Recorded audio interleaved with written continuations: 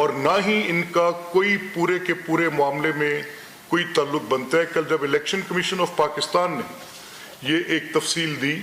اور انہوں نے بتایا کہ نہ وہ ڈی آر او ہیں، نہ آر او ہیں، نہ ڈی آر او کے اوپر کوئی سپروائزری ان کی پوزیشن ہے، وہ بالکل non party to the total proceeding ہے،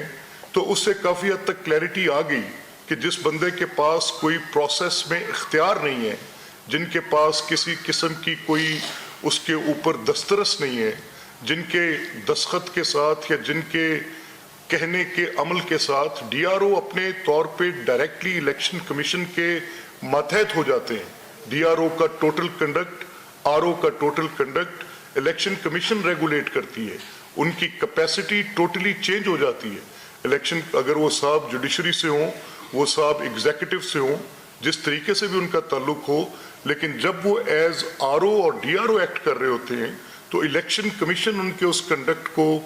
ریگولیٹ بھی کرتا ہے،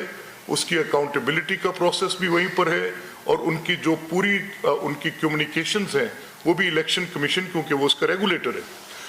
اب یہ جو کل صورتحال پیدا ہوئی تو اس کے بعد ایک بڑی خوفناک کیمپین شروع کی گئی کہ ڈیفرنٹ ڈی آر اوز کی تصاویر لگا کر، ان کی فیملیز کی تصاویر لگا کر، ان کے بچوں کی تصاویر لگا کر